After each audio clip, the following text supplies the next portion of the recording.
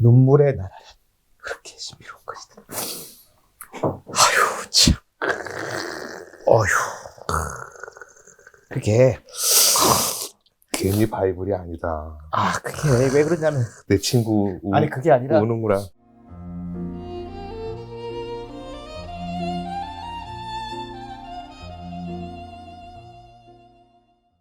이건 뭐 하는 물건이야? 물건이 아니야. 이건 하늘을 날아. 그러니까 비행기지. 내 비행기. 내가 하늘을 날 수 있다는 사실을 그에게 알려준 게 자랑스러웠다. 그때 그가 외쳤다. 뭐라고? 그럼 하늘에서 떨어졌다라는 거야? 그럼 아저씨도 하늘에서 온 거네? 아저씨는 어느 별에서 왔어? 유명한 대사. 어느 별에서 왔니? 아저씨는 어느 별에서 왔어? 하늘에서 떨어졌다 그러니까. 너 뭘 뒤적거리니? 읽어. 나 왜 그래? 뭐 좀 찾는 거야. 뭘 찾는데? 뭐 먹으려고. 너 극장 왔니? 재밌어서. 이 자식도 뭐. 어느 별에서 왔니? 너 정말 어느 별에서 왔니? 어쨌든. 나는 신비로운 그 존재를 설명해줄 희미한 단서를 어렴풋이 느끼고 질문했다. 그럼 넌 다른 별에서 왔니? 그는 대답하지 않았다. 대신 내 비행기를 바라보면서 부드럽게 고개를 끄덕였다. 정말 이걸로는 아주 멀리서 오지는 못했겠는걸. 그는 오랫동안 생각에 잠겼다. 그러고는 내가 그려준 양을 주머니에서 꺼내 보물처럼 자세히 들여다보았다.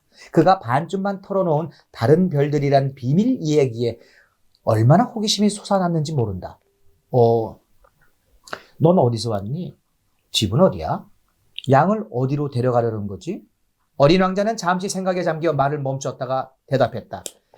아저씨가 준 상자 말이야. 밤에는 집으로 쓸 수 있을 것 같아서 좋아. 물론 착하게 굴면 낮 동안 양을 메어둘 끈도 하나 그려줄게. 말뚝도 같이. 어린 왕자는 내 말에 충격을 받은 것 같았다. 양을 메어둔다고? 정말 놀라운 생각이야. 하지만 메어두지 않으면 양은 제멋대로 가버릴 거야. 양을 잃어버릴지도 몰라. 내 친구 어린 왕자는 다시 한번 웃음을 터뜨렸다. 양이? 어디로 간단 말이야? 어디로든 앞으로 뭐 곧장 그러자 어린 왕자는 심각하게 말했다. 괜찮아. 내 별은 아주 작은걸. 그리고는 아마도 조금 슬프게 덧붙였다. 곧장 앞으로 가도 멀리는 가지 못해. 자기 별 설명하는 거야. 이렇게 해서 나는 아주 중요한 두 번째 사실을 알게 되었다. 그건 바로 그가 떠나온 별이 집 한 채보다 고작 조금 더 클 뿐이라는 사실이다.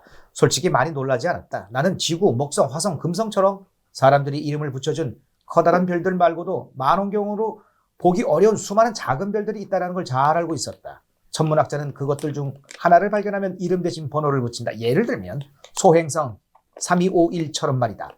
나는 어린 왕자의 별이 소행성 B612라고 믿고 있다.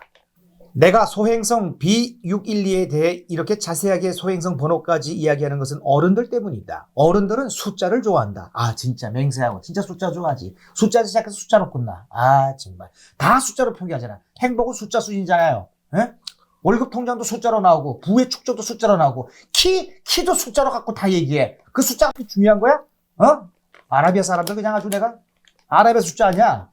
정말. 어른들은 새로 사귄 친구에 대해 이야기할 때 본질에 대해 질문하는 법이 결코 없다. 어른들은 절대로 이런 질문은 하지 않는다. 그 아이 목소리는 어때? 어떤 노래를 좋아하지? 그 아이는 나비를 수집하니? 어른들은 대신 이렇게 묻는다. 걔 몇 살이니? 형제 몇 명? 몸무게는? 아버지 뭐 하시니? 너가 아버지 뭐 하시노? 얼마나 되는데 수입이? 어른들은 이런 질문으로 그 아이를 알 수 있다고 믿는다. 진짜 이게 언제적 동안 이렇게 변하지 않는다라는 거냐, 어른들은. 장밋빛 벽돌로 지은 예쁜 집을 봤어요. 창가에는 제라늄 화분이 있고 지붕 위에는 비둘기가 있어요. 집에 대해서 이렇게 이야기한다면 어른들은 그 집을 상상하지도 못할 것이다. 10만 프랑짜리 집을 봤어요. 강남에 있어요, 강남에. 에? 어른들에게 이렇게 말해야 된다. 어머, 데리고 와, 데리고 와. 친하게 지내, 아주 정말. 동우야, 뭐하니, 너 정말. 다른 애들 사귀지 말고 그냥 이런 애들 사귀어. 자, 엄청난. 그럼 대단한 거지 않나? 10만 프랑짜리 집을 봤어요. 그러면 어른들은 이렇게 말할 것이다. 오, 굉장히 멋진 집이겠구나. 그러니까 어른들에게 어린 왕자는 무척 매력적이었고 기분 좋게 웃을 줄 알고 양 한 마리 갖길 원했어요. 만약 양을 갖길 원하는 사람이 있다면 그건 그가 존재한다라는 증거예요. 라고 말하면 어른들은 어깨를 으쓱하고는 우리를 애취급할 게 분명하다. 반대로 어른들에게 그가 떠나온 별은 소행성 B612예요. 라고 말하면 어른들은 자, 질문을 퍼부으며 귀찮게 굴지도 않을 거다. 어른들이란 그렇다. 응? 그렇다고 그런 걸로 어른 뜻을 탓해서는 안 된다. 어린이들은 어른들에게 너그러워야 한다. 물론 삶이 무엇인지 이해를 하고 있는 우리들은 숫자를 개의치 않는다. 난 동화처럼 이야기를 시작하고 싶었다. 이렇게 말이다. 옛날 옛적에 자기보다 클까 말까한 작은 별에 살고 있는 어린 왕자가 있었습니다. 어린 왕자는 친구가 필요했습니다. 삶이 뭔지 이해하고 있는 사람들에게는 이런 시작이 훨씬 진실하게 느껴질 거다. 난 사람들이 내 책을 함부로 가볍게 읽어버리는 게 싫다. 나는 이 추억을 이야기하면서 몹시 슬프다. 내 친구가 양과 함께 떠나버린 지 벌써 6해가 흘렀다. 내가 여기서 어린 왕자에 대해 이야기하려는 건 그를 잊지 않기 위해서이다. 나는 매일 조금씩 그의 별에 대해, 떠나오게 된 이유에 대해, 여행에 대해 알게 되었다. 그 기회는 아주 천천히 슬며시 다가왔다. 3번째 되던 날, 바오밥 나무의 비극에 대해 알게 된 것도 그랬다. 이번에도 양 덕분이었는데 어린 왕자는 심각한 의심에 사로잡힌 얼굴로 불쑥 물었다. 양이 정말로 작은 나무를 먹어? 그래. 다행이다. 양이 작은 나무를 먹는 게 왜 그렇게 중요한 일인지 나는 이해하지 못했다. 어린 왕자는 말을 덧붙였다. 그러니까 양은 바오밥 나무도 먹겠지? 나는 어린 왕자에게 바오밥 나무는 작은 나무가 아니라 성당처럼 커다란 나무이며 코끼리 떼를 몰고 간다고 하더라도 바오밥 나무 한 그루도 먹어치우지 못할 것이라고 일러주었다. 코끼리 떼를 떠올렸는지 어린 왕자는 웃음을 터뜨렸다. 그럼 코끼리들을 포개 놓으면 되잖아. 그리고 이어서 지혜로운 말을 내놓았다. 바오밥 나무도 자라기 전에는 작을 거야. 맞아. 그런데 말이야. 왜 양이 작은 바오밥 나무를 먹어치우길 바라는 거지? 아이 참. 당연한 걸 묻는다는 듯이 어린 왕자는 대답했다. 그리고 나는 대답의 뜻을 이해하기 위해 열심히 생각해야 했다. 어린 왕자의 별에는 모든 별에서 그렇듯이 좋은 풀과 나쁜 풀이 있었다. 그게 만약 작은 무나 장미나무의 싹이라면 마음대로 자라도록 내버려 두어도 좋다. 하지만 나쁜 풀의 싹이라면 당장에 뽑아버려야 한다. 그런데 어린 왕자의 별에는 끔찍한 씨앗이 있었다. 그건 바오밥 나무의 씨앗이었다. 그 별에는 바오밥 나무의 씨앗이 가득 퍼져 있었다. 바오밥 나무는 너무 늦으면 뽑아낼 수 없게 되어버린다. 그렇게 되면 별은 바오밥 나무로 뒤덮이게 될 것이다. 바오밥 나무의 뿌리는 별을 꿰뚫어 파고든다. 이 작은 별에 바오밥 나무가 너무 많으면 별은 산산조각이 나고 말 것이다. 그건 규칙의 문제야. 나중에 어린 왕자가 내게 말했다. 아침에 몸단장을 마치면 별도 정성스럽게 단장시켜 주어야 해. 바오밥 나무인지 장미인지 가려낼 수 있게 되면 규칙적으로 바오밥 나무를 뽑아주어야 해. 두 나무는 어렸을 때 모습이 꽤 비슷하거든. 이건 아주 귀찮은 일이지만 아주 쉬운 일이기도 해. 나는 해 지는 모습을 좋아해. 우리 해 지는 거 보러 가자. 잠깐 기다려야 해. 뭘 기다려? 해 지기를 기다려야지. 어린 왕자는 순간 깜짝 놀란 것 같더니 이내 웃음을 터뜨리며 말했다. 계속 내 별에 있는 줄 알았어. 누구나 아는 것처럼 미국이 정오일 때 프랑스는 해가 진다. 순식간에 프랑스로 갈 수만 있다면 해가 지는 것을 볼 수 있을 것이다. 그렇지만 불행하게도 프랑스는 너무 멀리 있다. 하지만 작디 작은 어린 왕자의 별에서는 앉아있던 의자를 몇 발자국 뒤로 물리는 것 물리는 걸로 충분했다. 그러면 어린 왕자는 원할 때마다 석양을 볼 수 있었다. 별이 작으니까. 그런 또 그런 생각을 해야 해, 진짜. 별이 작으면 이거 어떻게 화장실 어떻게 하고, 여기서 어떻게 지탱하냐 이 생각했는데 언제나 석양을 볼 수 있다라는 얘기를 하네. 어느 날인가 해지는 걸 43번이나 본 적이 있어. 그는 잠시 뒤 말을 덧붙였다. 아저씨도 알지. 마음이 아주 슬플 때 해지는 모습을 보는 걸 좋아하게 된다는 거. 43번이나 해지는 걸 본 날은 그렇게나 많이 슬펐던 거야? 어린 왕자는 아무런 대답도 하지 않았다. 와, 이야, 나를 들었다 놨다 하네.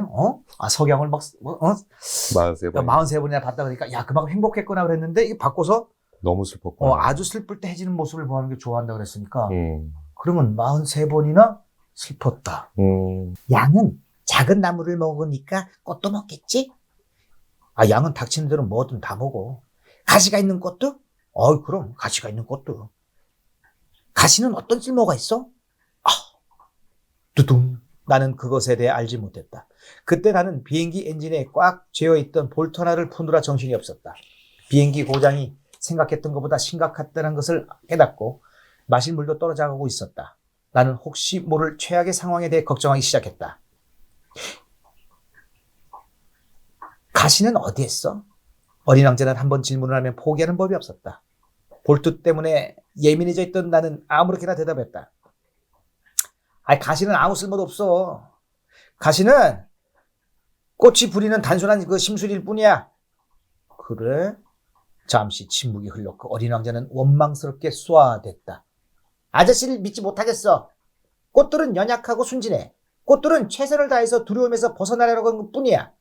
가지가 달려있으면 자기들이 무섭게 보일 거라고 생각하고 있다고.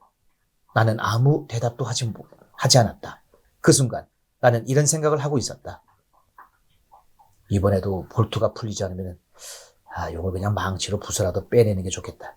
어린 왕자는 한 번 더 내 생각을 방해했다. 아저씨는 정말 그렇게 생각해?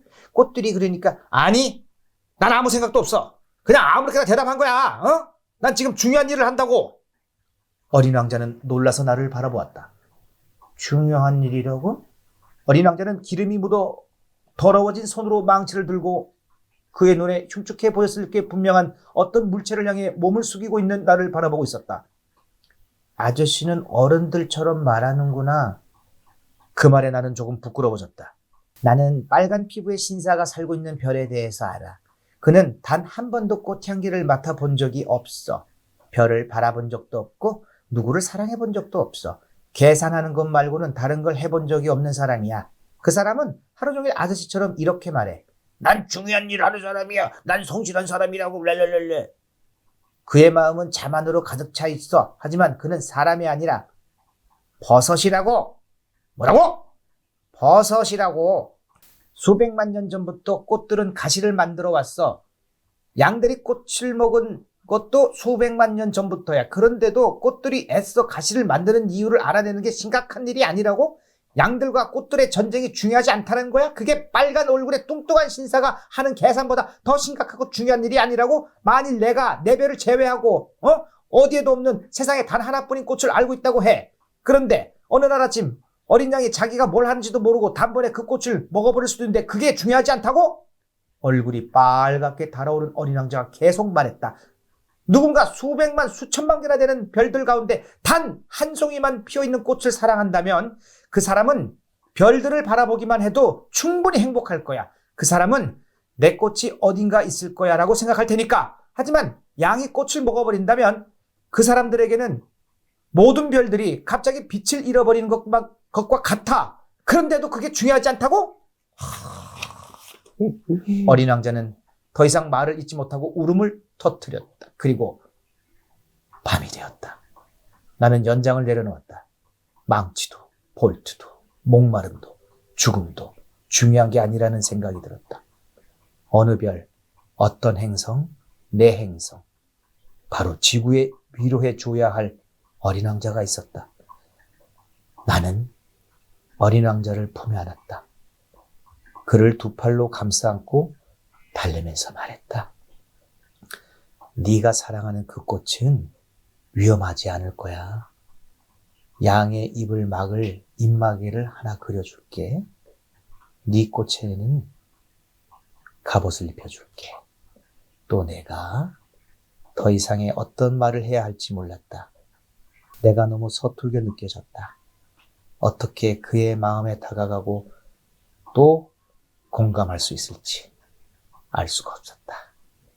눈물의 나라라 그렇게 신비로운 것이다. 아휴 참. 어휴. 그게 괜히 바이블이 아니다.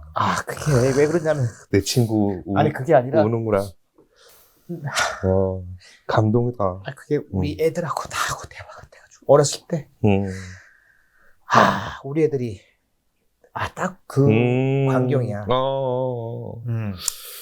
나는 일하러 나가야 되고 바쁘고 뭐 할 일 되게 많고 그런데 그 또 손님 오거나 그럴 때 나 기억나는 게 큰애가 민우가 막 걔는지 막 너무 밝은 애였어. 막 소파 위로 뛰어다니고 막 하고 막 즐겁게 막 그 아이의 언어로 대답하고 있었는데 지금 그렇게 하면 안 되지. 손님 오면 어떡하라 그랬지. 그러니까 어른들의 규칙을 걔한테 막 한다든가 또 내가 그때 얘기했던 그 뭐 자전거 사건 내가 매번 그 얘기하면 내가 울지 않냐.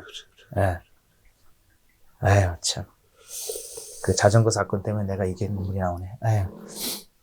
그 아이들한테는 그 아이들 세계만이 그랬는데 나는 나쁜 쪽으로 생각해서 너 그러다가 진짜 그 장난쳐놓은 그 자전거 안장에 그 다른 사람이 앉거나 그러고 그러면 다른 사람과 다치지 못할 거야. 그래서 혼을 낸다고 내가 그 아이를 갖다가 그 자전거 앞에 아파트 복도에서 무릎 꿇혀놨었거든.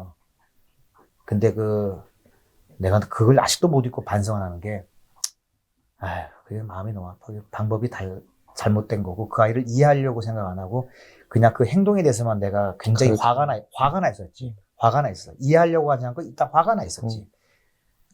네 눈물이 뭘 의미하는지 다 알지. 그래. 그럼 그래서 모든 부모들이 너 같은 생각을 다 하고 있었으면 좋겠다. 그러면서 뭐, 아이 탓만 했지. 그래서, 그때는. 너는, 너 말을 안 듣니? 말을 안 듣는 게 아니라 내가 그의 말을 듣지를 않았지. 그러네. 네, 그렇지. 그리고 어린이 민우는 너그럽게 아빠를 이해해줬네. 그러네.